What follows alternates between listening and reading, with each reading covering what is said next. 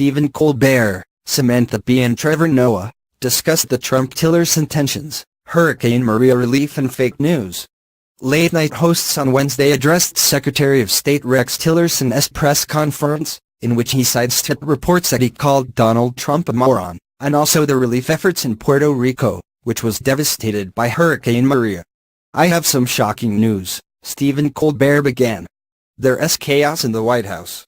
It all started this morning when NBC News reported that over the summer, Secretary of State and spokesmodel of Just for Eyebrows Rex Tillerson openly disparaged Trump by referring to him as a moron after a meeting at the Pentagon. Why would Tillerson say such a vicious, accurate thing about his boss?" Colbert asked. "Well, apparently tensions came to a head around the time Trump delivered a politicized speech to the Boy Scouts, an organization Tillerson once led. That's what made him mad," Colbert went on, saying there are fine people at a Nazi rally, giving golf trophies to hurricane victims. But the jamboree is sacred. Colbert shared Trump's response, on Twitter, to the NBC report, which alleged that Tillerson threatened to resign. Trump's tweet read, "NBC News is fake news and more dishonest than even CNN. They're a disgrace to good reporting. No wonder their news ratings are way down." Hours later, Tillerson mysteriously, totally unrelated to Donald Trump, decided to hold an impromptu press conference, Colbert explained. He began by declaring his love for his job. Then Tillerson went on to repeat the story. As for his opinion of Donald Trump, Tillerson made that clear. Colbert then showed footage from Tillerson's press conference, where he called Trump smart, said he loves his country and added that he holds those around him accountable for whether they've done the job he has asked them to do. For instance, he makes them hold uncomfortable press conferences after he finds out they've called him a moron, Colbert joked.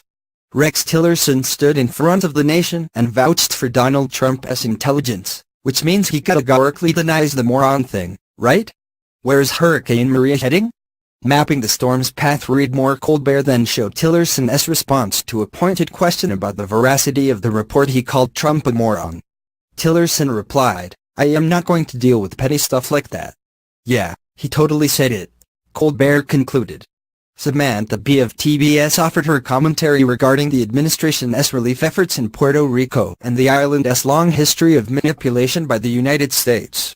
Yesterday, the devastated island of Puerto Rico was hit by a Category 5 tsunami of self-congratulation, began, showing Trump's cavalier comments about how Puerto Rico's death toll did not match that of New Orleans during Hurricane Katrina. "The lowest score don't you win, diffuse. A hurricane is not a golf game or an election, be equipped. If you re shocked by this, then you are not Puerto Rican.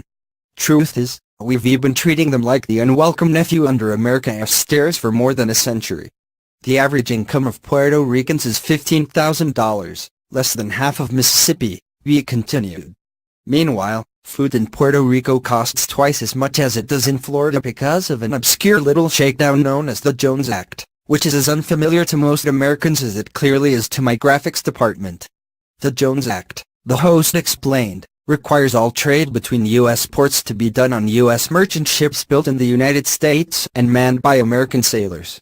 Here's another thing that is not Trump's fault: Operation Bootstrap, a tax haven scheme that started back when Donald was 1 year old, he said, noting that Operation Bootstrap gave tax advantages to companies located in Puerto Rico.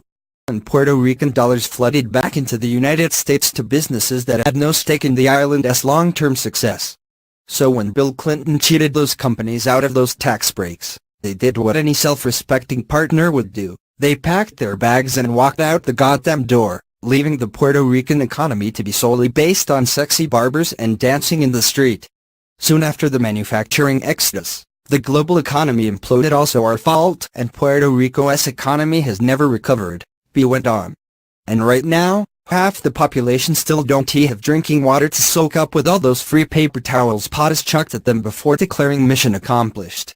Trevor of Comedy Central turns his eye toward the fake news phenomenon. Fake news online is a major problem, especially considering that 2/3 of adults in America said they get some of their news from social media and the other third said they get it from Steve Harvey, so it's bad all around, began. Noah showed news reports detailing the disinformation that spread after Sunday night's shooting in Las Vegas.